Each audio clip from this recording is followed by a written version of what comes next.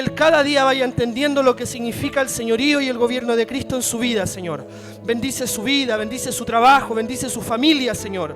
Que día a día Él te vea, Padre Santo, como su Señor, como el Señor y amo de toda su vida, Padre. Y que todo lo que es, todo lo que hace y todo lo que vive, lo haga para tu gloria. Todo lo que viva, Padre, lo haga para tu gloria, para tu honra y para tu alabanza. Sea bendecido en el nombre de Jesús y que tu reino se siga estableciendo en Él y en su familia, Padre. En el nombre de Jesús, amén.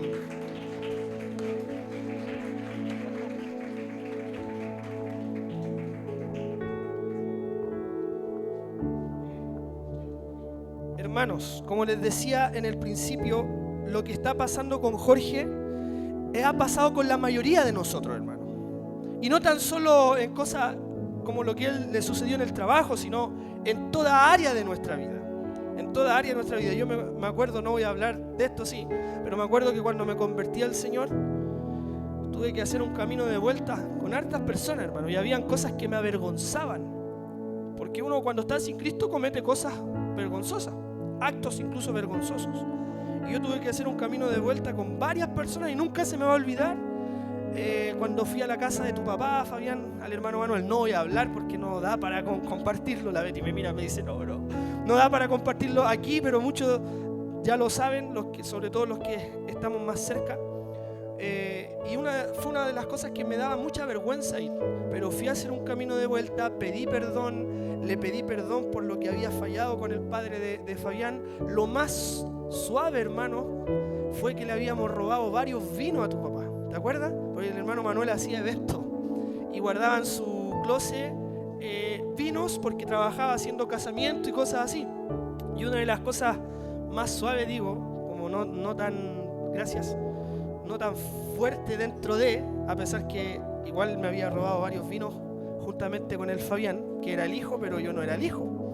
Y yo me acuerdo que algunas botellas le echábamos hasta agua para que las cajas no se vieran vacías, hermano. Y fue una de las cosas que tuve que pedir perdón, entre muchas. Pero eso causa a Cristo como Señor de nuestras vidas, hermano. Nosotros ya no tenemos nada que nos acuse. Una cosa es que Cristo nos liberta, nos hace libre, y la otra es distinta cuando Cristo nos lleva a hacer un camino de vuelta, a pedir perdón o a perdonar de algunas cosas también que nos pueden haber afectado en nuestra vida. Y ya nada, hermano, nada nos hace esclavos del mundo. ¿Cuántos dicen amén? Ya nada nos tiene en esclavitud cuando nos encontramos con Cristo. Y yo quería pedirle a Jorge que hoy día pudiera dar ese testimonio, porque yo quiero compartir lo que significa ser un discípulo verdadero de Jesucristo. Nosotros sabemos que a Cristo lo seguían multitudes, religiosos y discípulos, ¿verdad? La palabra dice que a Jesús lo seguía ese tipo de gente. Multitudes lo seguían, los mismos religiosos, que eran los hombres del Sanedrín, fariseos, saduceos, todo lo que terminen feos, los seguían. Y los discípulos también, hermanos. Y es muy importante que nosotros podamos entender qué es ser un discípulo. Porque creo que la palabra discípulo se ha masificado tanto en estos últimos años que la gente confunde lo que es ser un discípulo a ser un creyente. Porque esta palabra discípulo ya se masificó. 10 años atrás, 20 años atrás, no se hablaba tanto de un discípulo. De hecho, se nombraba mucho la iglesia evangélica, los evangélicos. Tampoco eran tanto los cristianos. Pero después se empezó a masificar la palabra cristianos. Se hizo como una diferencia entre los evangélicos con los cristianos, porque los cristianos eran un poco más radicales que los evangélicos. Y después se empezó a masificar la palabra discípulo. Hoy día todos hablan de discípulo, todos comparten de discípulo y hablan de discipulado. Pero a la luz de la palabra yo noto que no hay un real entendimiento a lo que es ser un discípulo de Jesús. Porque discípulo no es ser creyente, porque hasta los demonios creen. ¿O no? Hasta los demonios creen. Las multitudes son esas personas que andan detrás de Cristo por los panes y los peces, van a la siga de Jesús por conveniencia y también creen, pero no significa que sean discípulos de Cristo. El discípulo es distinto, hermanos. El discípulo es alguien que se encontró con Jesús, que se encontró con la cruz, y el Señor empieza a trabajar y empieza a cambiarlo por completo. Lo que antes uno era, ya no es más. Y no es por nosotros, hermano. No es que nosotros seamos muy bacanes, dicen los jóvenes. No es que nosotros seamos muy bacanes, hermano. Es por la gracia de Dios en nuestra vida. ¿Sabe por qué yo encuentro que tenemos que nunca olvidar lo que es un discípulo? Porque ese es el llamado de Cristo a la vida del hombre. El Señor no nos llama a hacer cualquier cosa, nos llama a ser un discípulo de Cristo. ¿Están conmigo? Nos llama a ser un discípulo de Cristo. La palabra discípulo en el original griego significa matetes. Diga conmigo matetes.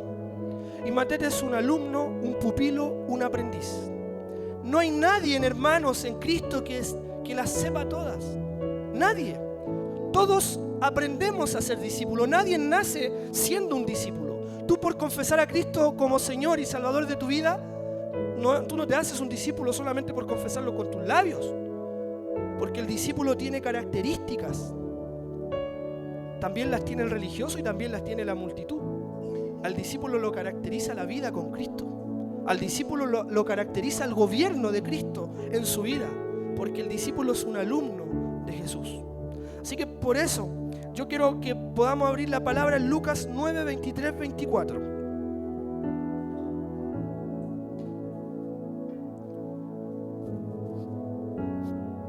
Dice: y decía a todos: si alguno quiere venir en pos de mí, niéguese a sí mismo, tome su cruz cada día y sígame.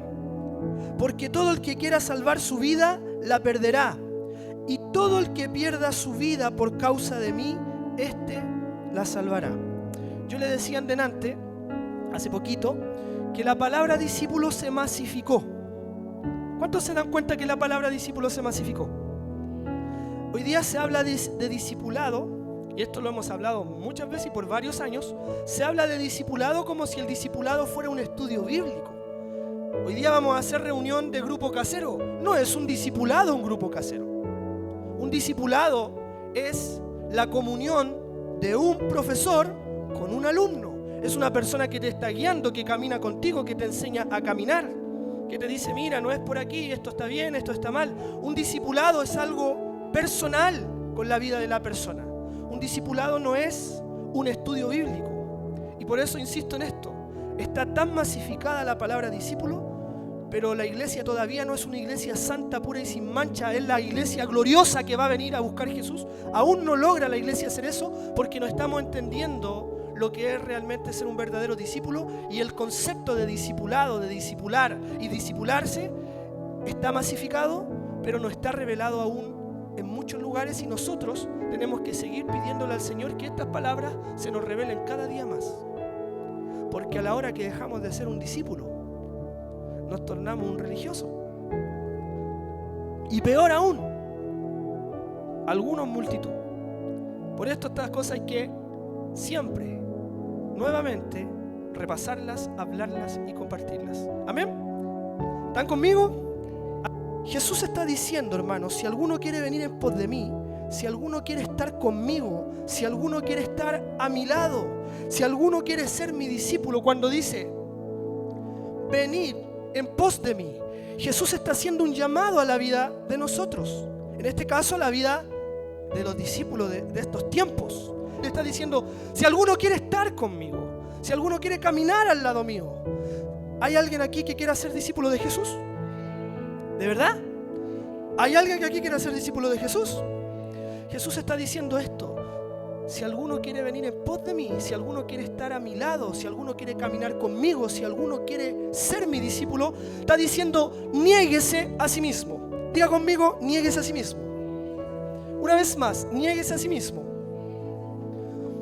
Este niéguese, a mí, mire, yo estas palabras las he estudiado varios años, hermano. Pero me llamó la atención en la lectura, mientras iba leyendo, la googleo, para buscar el significado, y el significado realmente me impactó. Lo fui a buscar, en el original griego esta palabra se dice aparnomai. no nos interesa mucho esa palabra, hermano, que es niéguese, ¿ya? Apar, neomai, que es niéguese. Y su definición, esto me impactó, hermano, es negar completamente que se conoce a una persona. Ese es el significado en el griego de niéguese. Negar completamente que se conoce a una persona, es decir, desconocer, rechazar, abstenerse.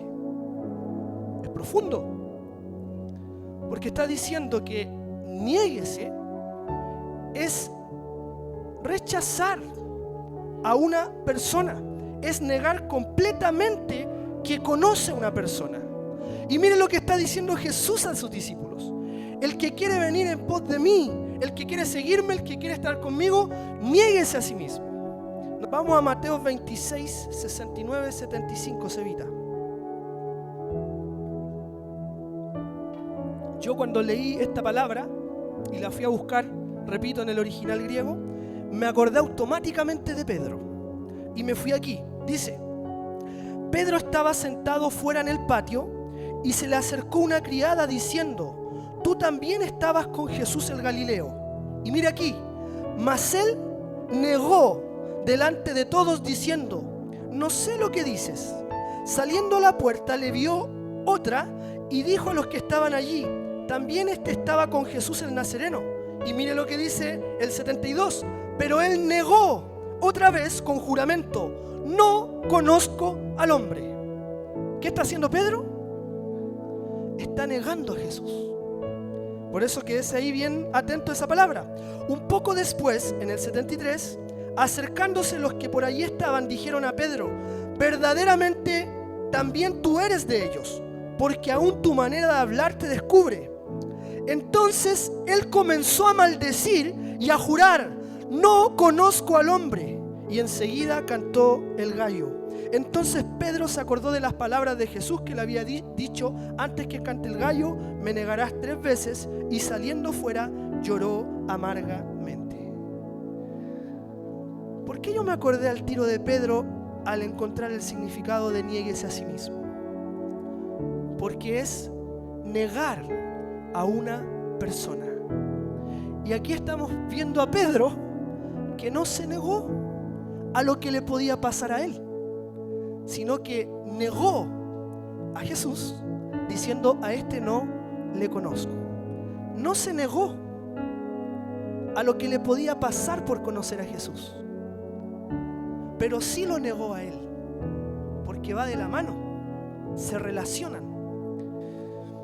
En este caso Pedro está negando completamente que no conoce a una persona, y en esta ocasión a esa persona es Jesús.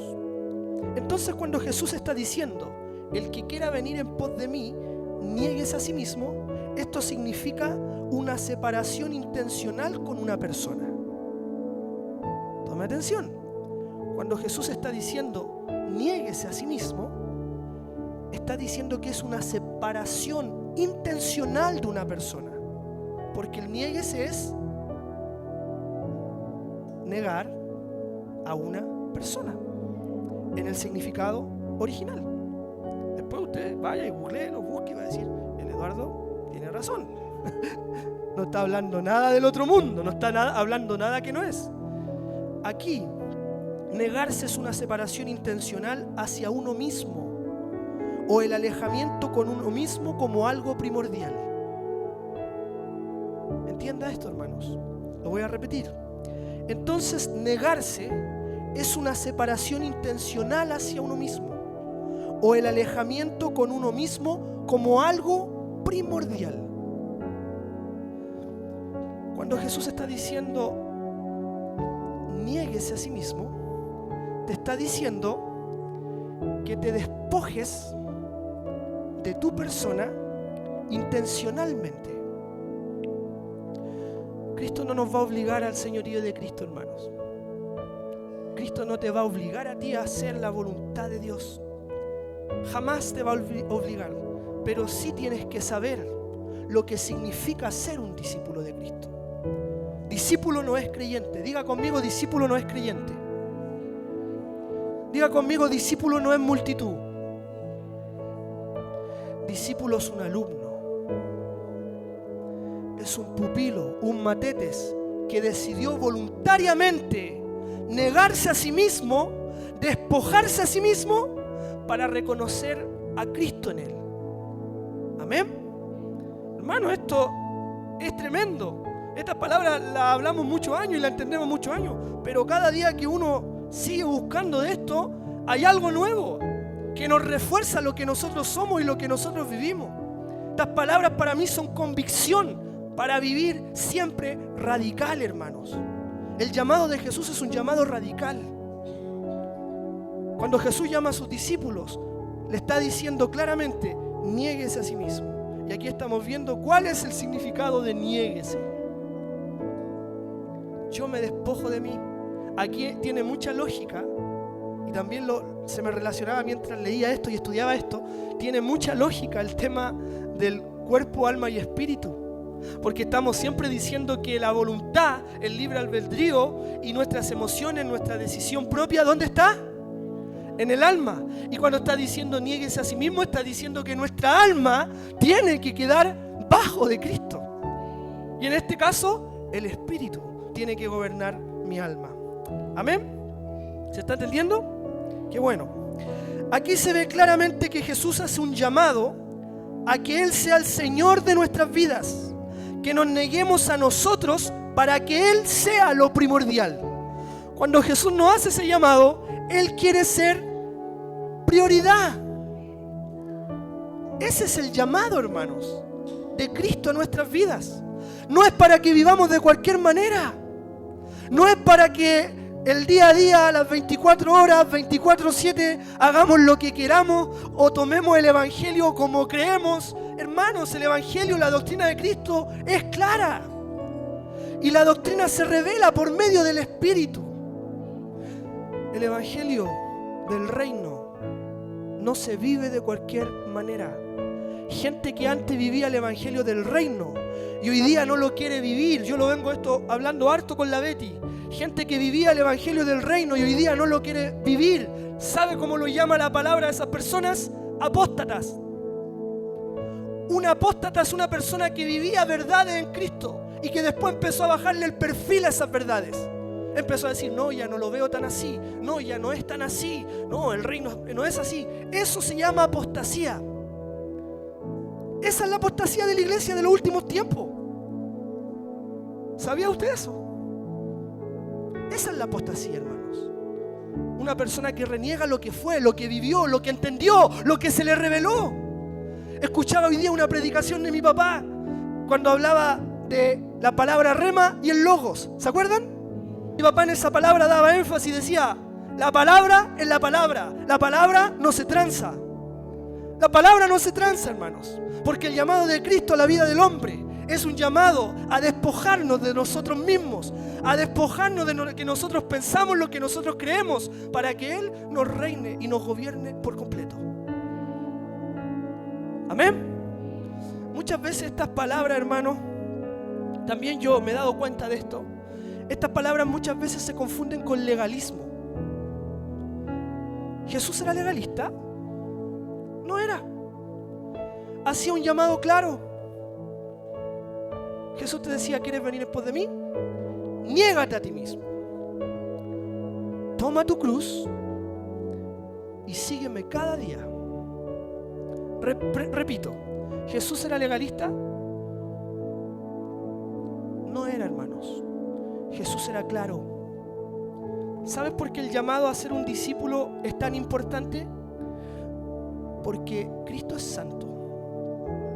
Y el llamado que hace a tu vida es un llamado santo. Cristo es santo. Diga conmigo, Cristo es santo. Dígalo fuerte, Cristo es santo. Entonces el llamado que Cristo te hace a tu vida es un llamado santo.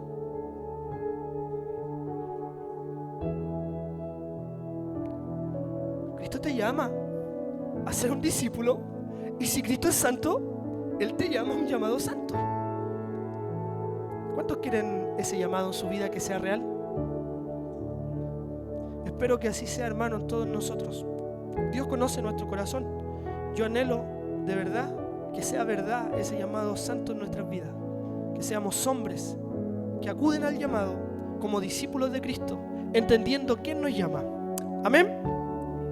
Estamos entonces, ya tocamos 2 puntos. El primero es Jesús está diciendo, si alguno quiere venir en pos de mí, si alguno quiere estar conmigo, si alguno quiere estar a mi lado, si alguno quiere ser mi discípulo. Eso significa.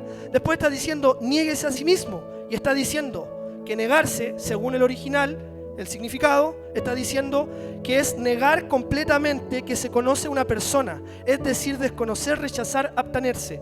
Y cuando Jesús nos está llamando a nosotros a negarnos a nosotros mismos, nos está llamando a despojarnos de nuestro propio yo. Diga conmigo, Jesús me está llamando a despojarme de mi propio yo. Ese es el llamado de Jesús en nuestras vidas. Pero después dice algo más. Vamos de nuevo, Cevita, a Lucas 9, 24.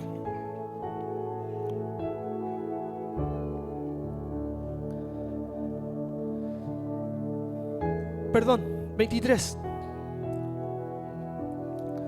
Y decía a todos, si alguno quiere venir en pos de mí, niéguese a sí mismo. Ya sabemos lo que nieguese a sí mismo, ¿cierto? Después dice, tome su cruz cada día. Yo quiero hacer una pregunta aquí. ¿Usted sabe lo que significa tomar la cruz?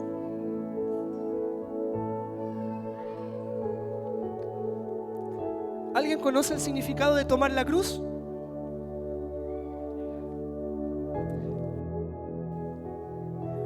Mire, esto también, mientras lo iba leyendo, yo dije, yo entiendo lo que es tomar la cruz, porque la he tomado ya 18 años. 18 años intentando negarme a mí mismo. No soy perfecto, sabemos que acudir al llamado de Cristo no es perfección, pero claramente son 18 años queriendo vivir a Cristo como Señor de mi vida y Salvador. Yo entiendo un poquito lo que en la vida es negarse a uno mismo. Creo que mi llamado con mi esposa, cada día lo hablábamos el otro día con el Jorge y la Rosita, cuando estuvimos juntos, el viernes, lo conversábamos el viernes. Mi llamado con Betty, creo, porque lo hablo mucho con ella, nos damos cuenta que el Señor siempre nos lleva a negarnos a nosotros mismos. Siempre nos lleva a tomar la cruz. Es un camino de negación diaria, hermanos. No es un día nomás. No es un momento nomás o una inspiración que vino en una reunión que el Señor me ministró, me habló y me sirvió y caminé en algo y después no caminé en nada más. No, el llamado de tomar la cruz es día a día. Amén. Y aquí Jesús está diciendo esta afirmación de tomar la cruz, pero esto se lo dice antes de ser crucificado. Y aquí tome mucha atención, porque Jesús le está diciendo a esas personas, si quieren venir, si quieren ser sus discípulos, le está diciendo, niéguense a sí mismos y tomen la cruz. Pero Jesús todavía no era crucificado.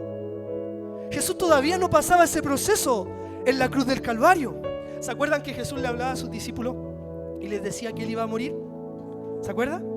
Que les decía que tenía que hacerlo. Recordamos que hace hartos meses atrás hablábamos cuando Pedro se quiso interponer entre medio de ese llamado y que Jesús le dijo, apártate de mí, Satanás. O sea, Pedro estaba atentando contra el propósito eterno de Dios, porque Jesús tenía que ir a la cruz, porque era parte de la redención para la vida del hombre. Ahí cuando vimos a Pedro en la carne, estaba siendo usado para querer confundir a Jesús, para que Jesús no cumpliera los planes del Padre. ¿Se acuerdan? Y aquí Jesús le está diciendo tienen que tomar su cruz, pero todavía Él no era crucificado. Y esto lo encuentro muy interesante, hermano. La asociación que tenía la gente en este tiempo de Jesús con la cruz, cómo asociaban la cruz, Jesús le está diciendo tienen que tomar la cruz, y estos hombres, en estos años, 2000 años atrás, ellos asociaban la cruz con una muerte en un madero, pero esa muerte se le daba a los malhechores. Esa muerte se le daba a los peores. Y Jesús está diciendo, por eso le digo, tomen mucha atención en esto, Jesús está diciendo, tienen que tomar la cruz. Y la asociación de ese tiempo, ellos deben haber dicho, tomar la cruz. Lo primero que deben haber pensado, la cruz se la dan a los malhechores, los crucifican y tienen que pagar por todos sus errores.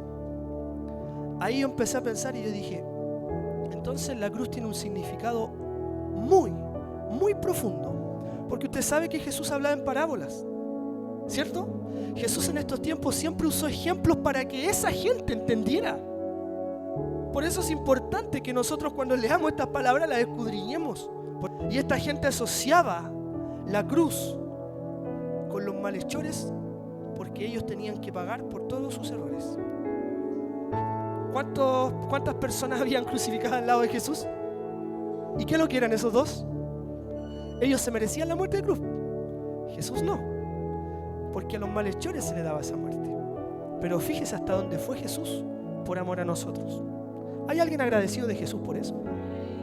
¿Hay alguien agradecido de la cruz? Tenemos que ser agradecidos, hermanos. Aquí voy a leerle esto para seguir avanzando y se lo voy a leer textual. Y tome atención. La crucifixión se reservaba particularmente para los delincuentes que se habían rebelado contra la autoridad. Tomar la cruz se refería a la práctica de obligar a un condenado a llevar el madero de la cruz hasta el lugar de su ejecución. Eso era tomar la cruz en estos tiempos. Esto mostraba que aunque se había rebelado contra la autoridad, el malhechor, el condenado, este ahora estaba derrotado. Y su último acto en vida sería llevar el instrumento de su fin al lugar de su muerte.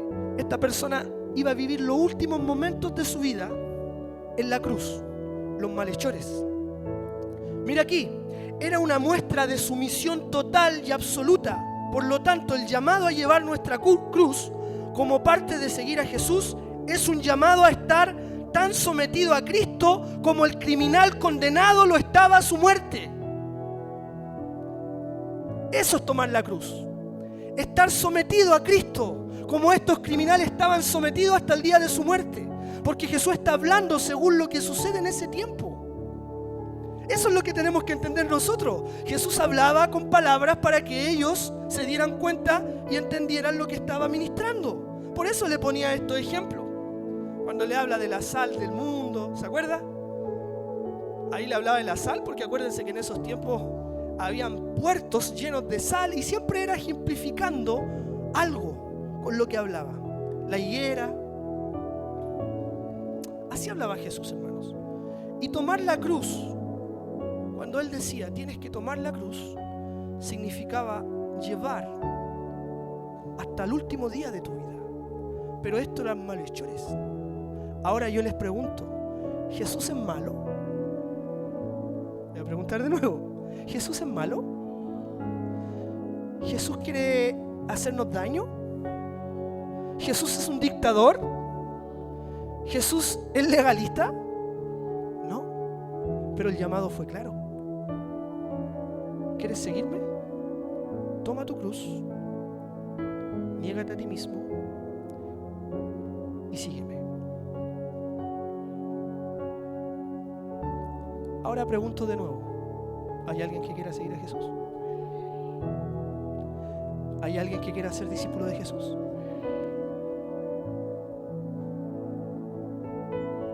Un discípulo de Jesús te va a demandar renunciar a todo lo tuyo.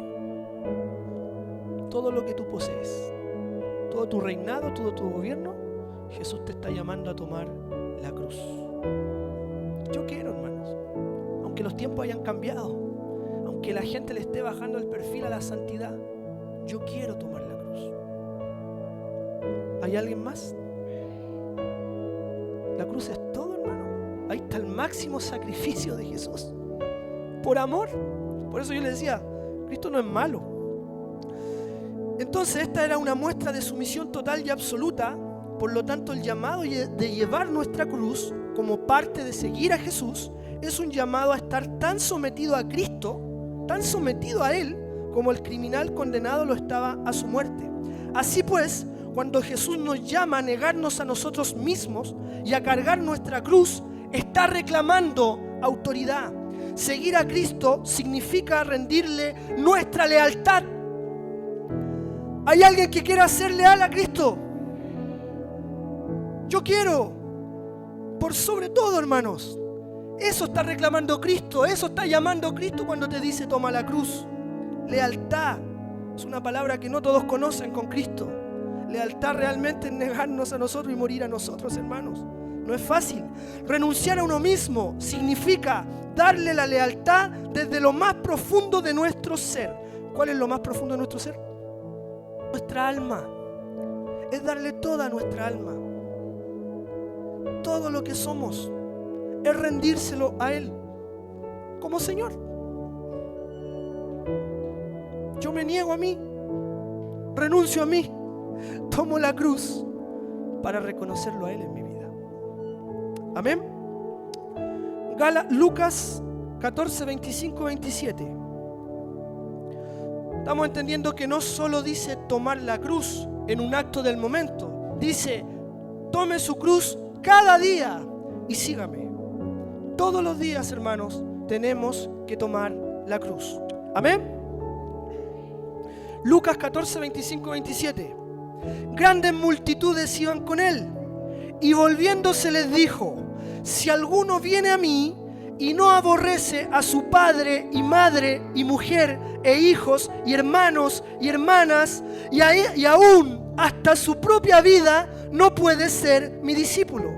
Y el que no lleva su cruz y viene en pos de mí, no puede ser mi discípulo. ¿Hay discípulos aquí o no, hermano? Hermanos, esta palabra yo cuando la leí hace varios años atrás, la primera vez que la leí la encontré súper fuerte, porque no entendí en primera instancia el significado, porque habla de aborrecer. Está diciendo el que no aborrece. ¿A quién? A su padre. Diga conmigo, padre, madre, mujer, hijos, hermanos, hermanas, y aún también su propia vida. No puede ser ¿qué? Mi discípulo. Y aborrecer, ustedes ya saben lo que es, ¿verdad? Aborrecer no es de odiar. Aborrecer no es de no te amo. Aborrecer no es no te quiero cerca. Aborrecer significa poner todo en segundo lugar y a Cristo en primer lugar. Y no dice nada cositas como fáciles, porque está hablando incluso de la familia. Y dice que hay que poner a Cristo por sobre las familias. ¿Fácil? Es difícil. Pero ese es el llamado de Dios a nuestras vidas. Amén.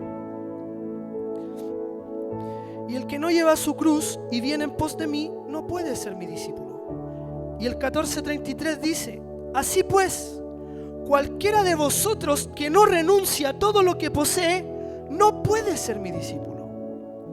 Entonces el llamado a ser un discípulo es renuncia.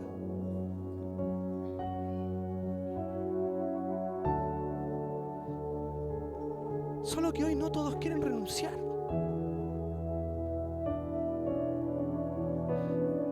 Renunciar a nuestra vida, hermano, no nos va a ser nunca fácil. Pero le digo algo. Yo no quiero a Jesús en mi vida si no es mi Señor. Yo no lo quiero como una religiosidad en mi vida, hermano. Y espero que usted tampoco.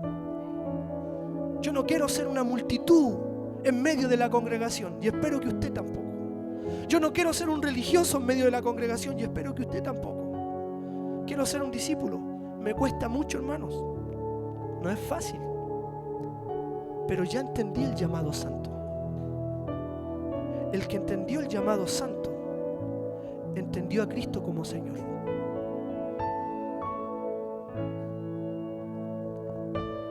Wow. Entonces negarse es una separación intencional hacia uno mismo o el alejamiento con uno mismo como algo primordial. Es difícil negarnos, ¿cierto? ¿Cierto? Nos cuesta, hermano. Pero ese es el llamado a nuestras vidas. Y yo quiero. Esto no es por obligación. Paso a la segunda parte.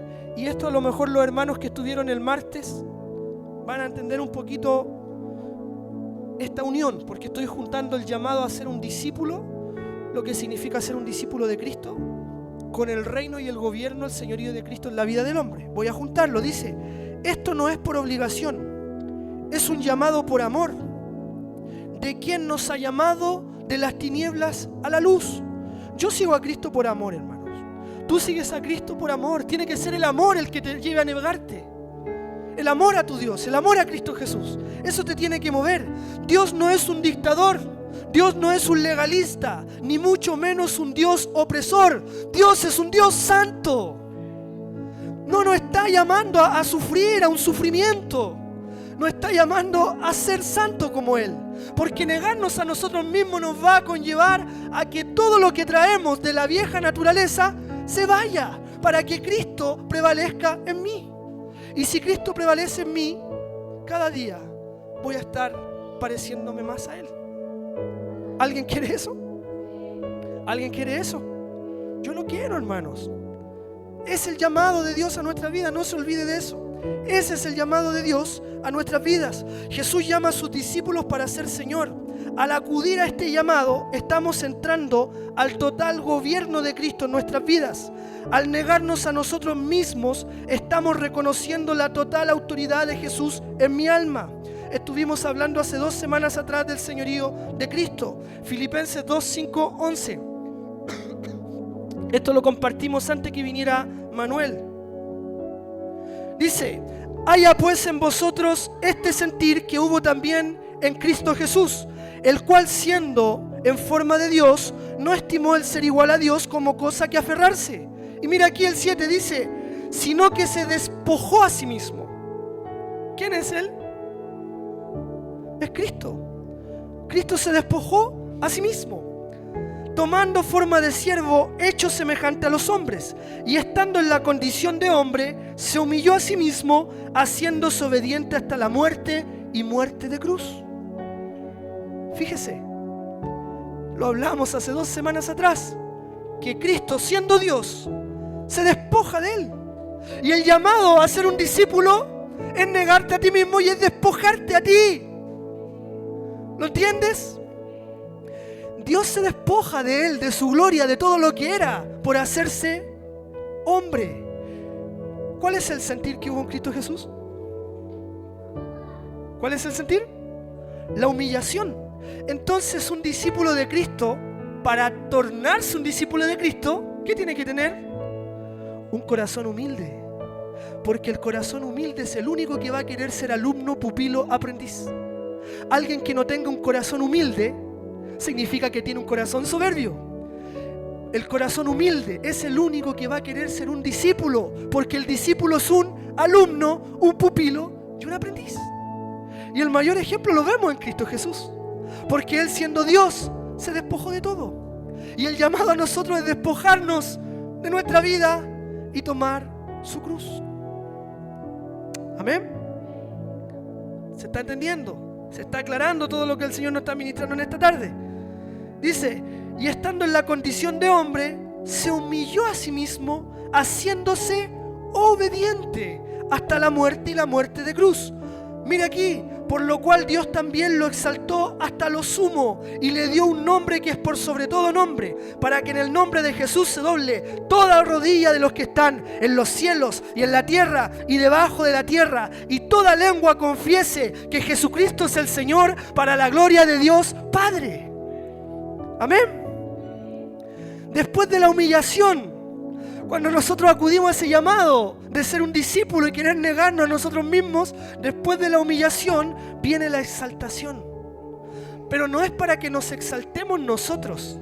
Y ahí es cuando yo le decía delante, ¿nos cuesta? ¿Nos cuesta?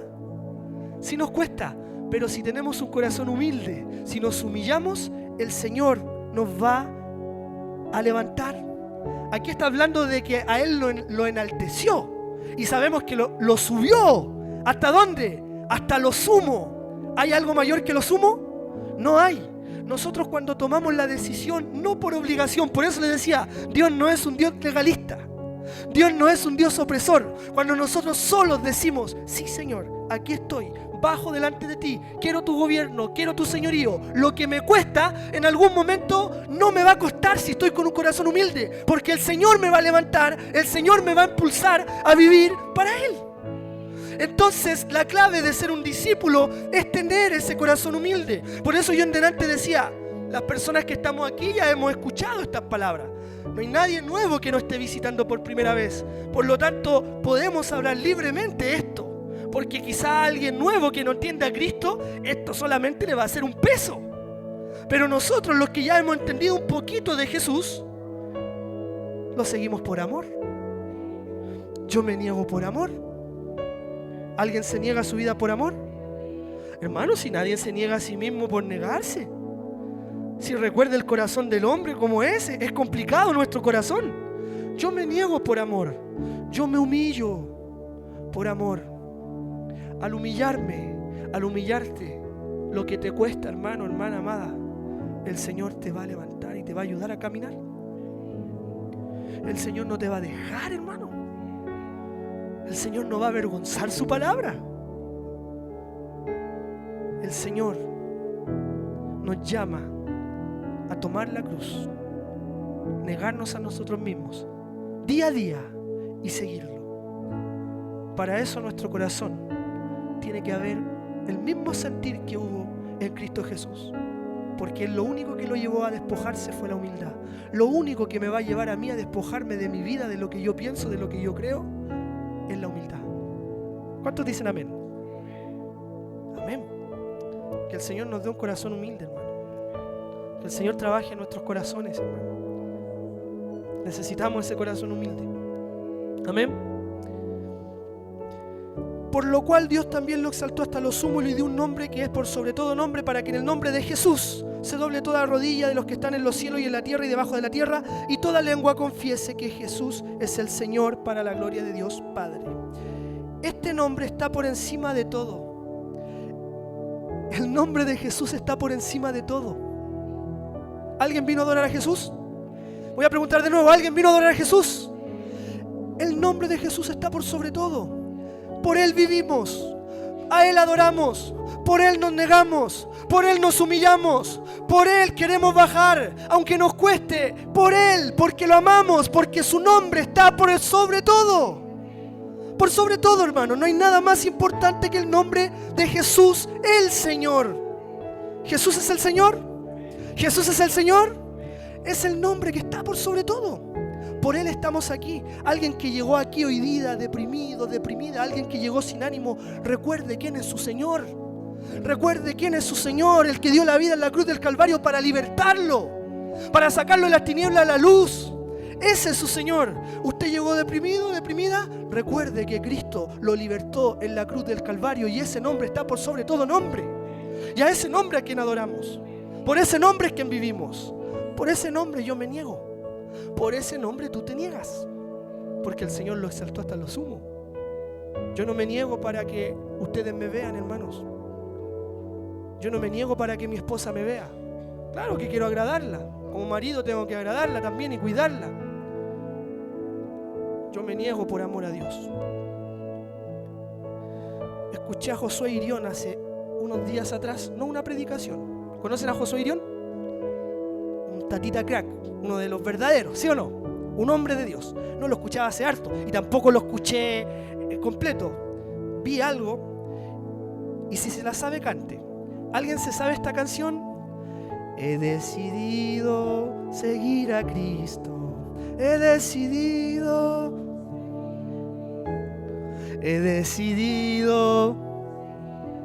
¿Qué dice? No vuelvo atrás, no vuelvo atrás. ¿Sabe que él decía cómo se creó esa canción? Esa canción la crearon mártires de la fe. Todos los que hicieron esa canción fue en un contexto en donde los estaban matando por la causa de Jesús. He decidido seguir a Cristo. No vuelvo atrás. ¿Sabes cuál es el contexto? La muerte. Le llegó la muerte, pero ahí estaban. He decidido seguir a Cristo.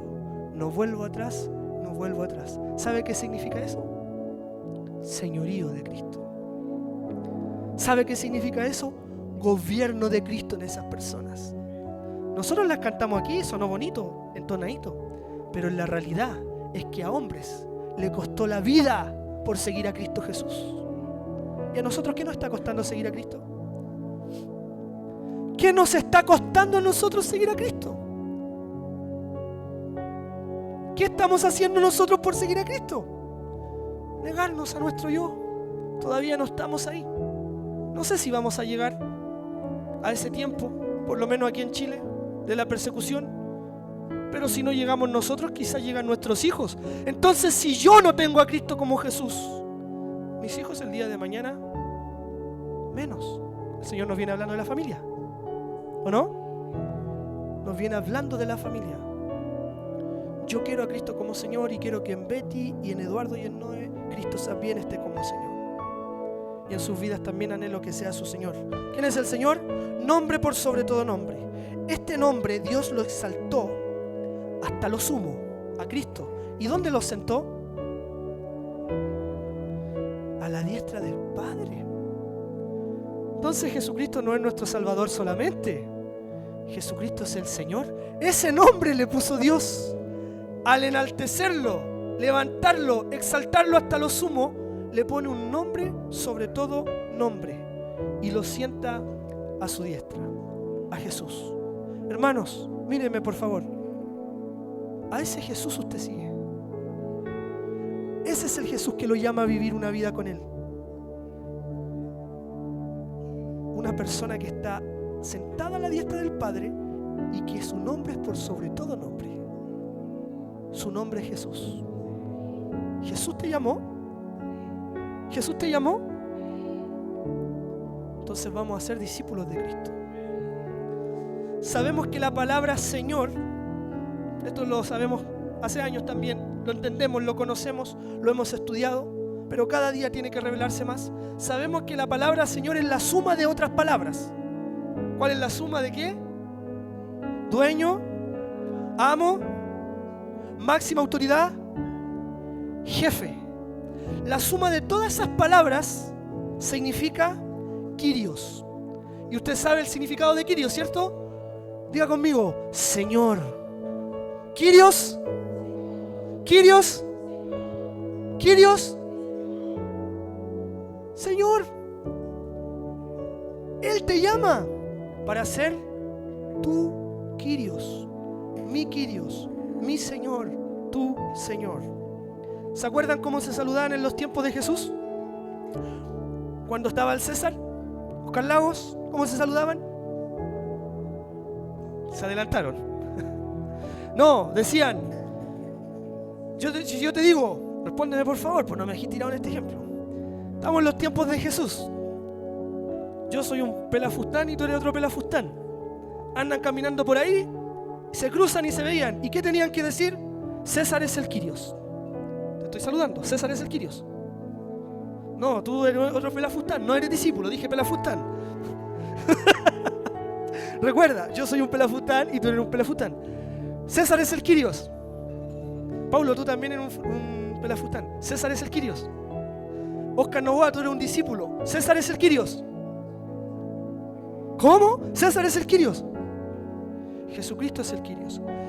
En el tiempo de Jesús, el saludo, ese sí que era un opresor, César, del Imperio Romano. ¿Cómo tenían que saludarse? César es el Kyrios.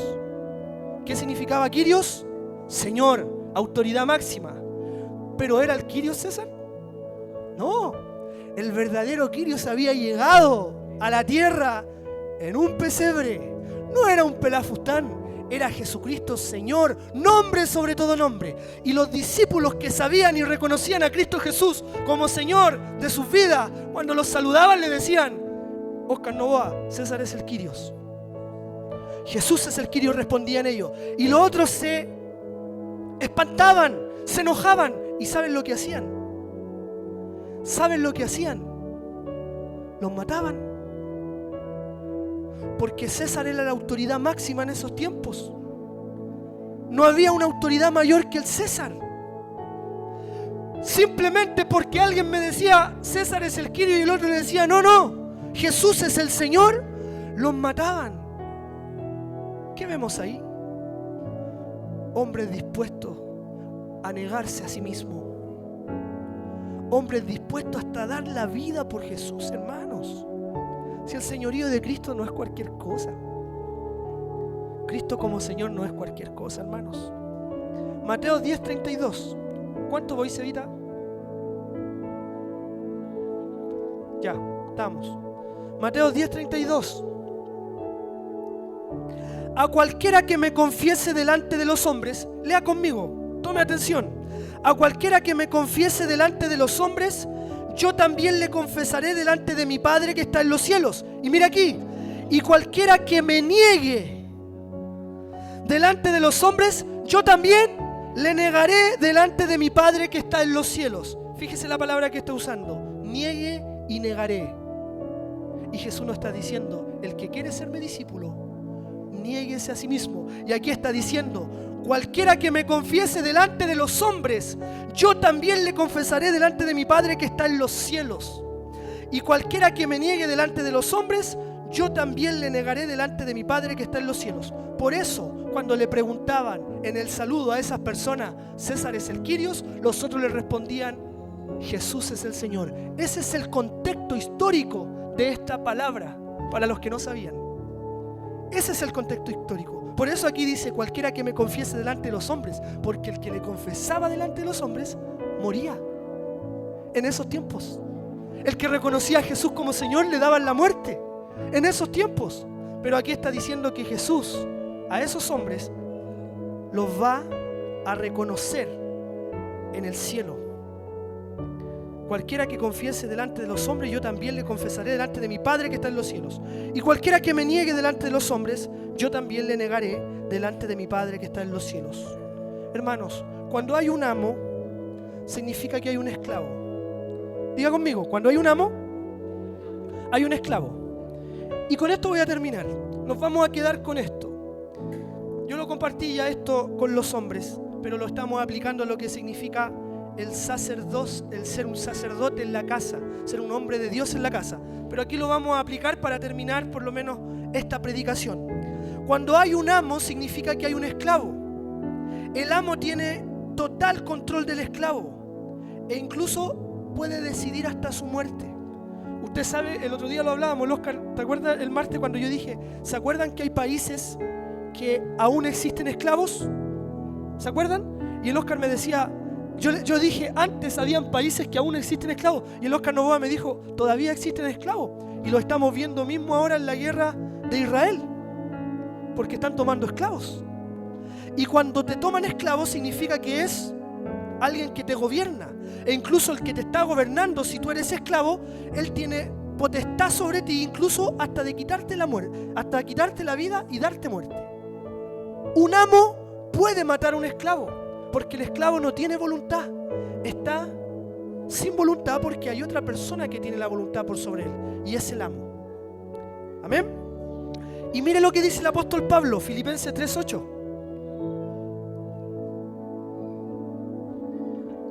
Filipenses 3:8.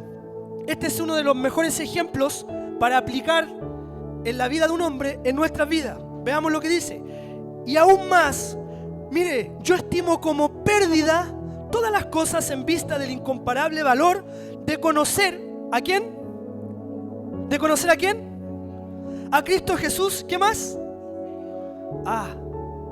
De conocer a Cristo Jesús, mi Señor, por quien lo he perdido todo. El apóstol Pablo, Filipenses 3:8, 3:7, ¿bajaste, Sevita? No, 3:8 está bien. Y ciertamente aún estimo todas las cosas como pérdida por la excelencia del conocimiento de Cristo Jesús. Diga conmigo. Por amor. ¿Por quién es mi Señor? Es por amor. Yo acepto el señorío de Cristo por amor. Pablo, ¿Cristo es tu amo? ¿Por qué lo sigues? Por amor. ¿Hay alguien que aquí diga que Jesucristo es su Señor? ¿Por qué lo siguen? ¿Jesús le está obligando? ¿Jesús le ha tratado mal? ¿Jesús es un dictador? ¿Jesús es un legalista? Por amor, hermanos.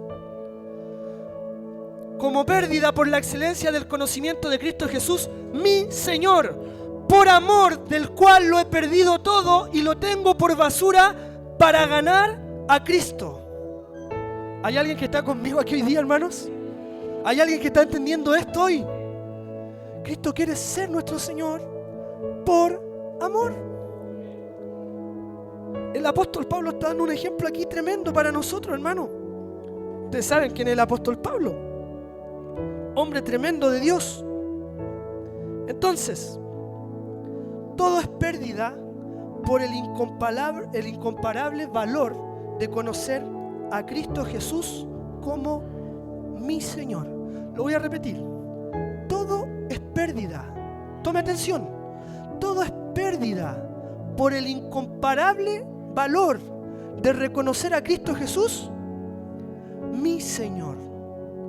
O sea, si yo me niego a mí mismo, el apóstol Pablo está diciendo todo es pérdida. Si yo me niego a mí mismo, lo estoy haciendo por amor a Cristo Jesús mi Señor. Si tú te niegas a ti mismo, lo estás haciendo por Cristo Jesús tu Señor. No es por cualquier cosa. Hermanos, ese es el motivo por el cual seguimos a Cristo. Nadie está obligado a seguir a Cristo, hermano. Yo no estoy choreado de seguir a Jesús. Yo no estoy aburrido de seguir este evangelio del reino. Un evangelio con señorío, con negación. Espero que usted también siga perseverando en esto, hermanos. Romanos 1:1. Pablo, ¿qué dice? Pablo, siervo de Jesucristo.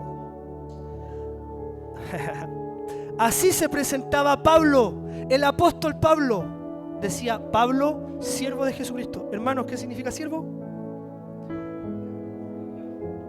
Esclavo. Pablo decía, yo Pablo, siervo de Jesucristo. Está diciendo, esclavo de Jesucristo. ¿Cómo Pablo se está reconociendo esclavo? ¿Es posible? Si Cristo le había dado libertad. ¿Cómo se va a estar reconociendo esclavo? Por amor. ¿Por qué Pablo se reconocía siervo? Por amor a Cristo Jesús, su Señor. ¿Hay alguien que pueda decir, yo Eduardo, siervo de Jesucristo? ¿O usted con su nombre puede decirlo? Dígalo. Pocos. Vamos de nuevo. ¿Alguien puede decirlo?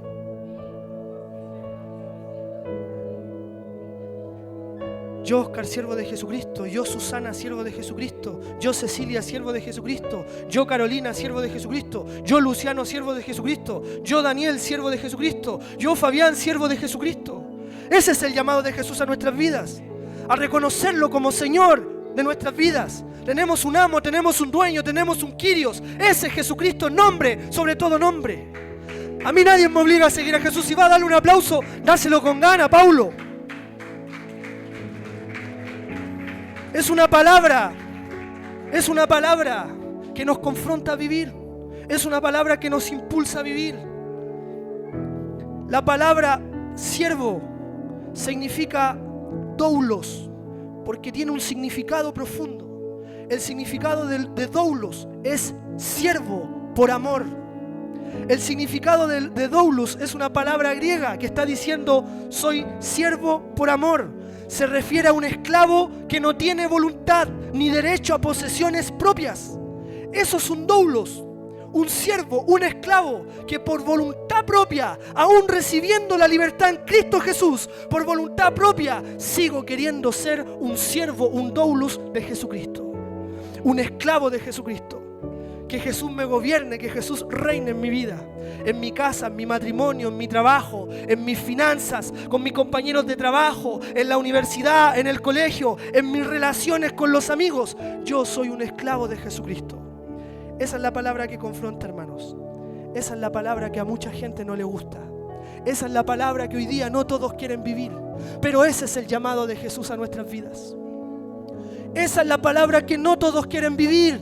Porque incomoda, porque te demanda, porque te choca con tu ego, con tu voluntad. Ese es el llamado que no todos quieren vivir, pero ese es el llamado de Jesús a nuestras vidas. Porque Él es el Señor, yo no soy el Señor, Él es el Señor. Él es el amo, Él es el Kyrios. Yo soy su siervo, yo soy su esclavo. No tengo ya voluntad propia, porque al momento de aceptar a Jesús en mi vida, hace 18 años atrás, como Jesús, como Señor y Salvador de mi vida, yo ya renuncié a mis deseos, a mi vida y a mi propia voluntad. Gálatas 5:1, no la busques, Evita, la voy a leer para orar. Dice: estad pues firmes en la libertad con que Cristo nos hizo libre, y no estéis otra vez sujetos al yugo de la esclavitud. Mira, Cristo nos hizo libre, pero nosotros por amor, aún obteniendo esa libertad que tuvimos en Cristo Jesús, nosotros por amor nos declaramos siervos. Nosotros por amor nos declaramos esclavos. Aún teniendo ya la libertad en Cristo Jesús, por amor a Cristo Jesús, nosotros decimos: yo, Eduardo, siervo de Jesucristo. Amén. Cierre sus ojos.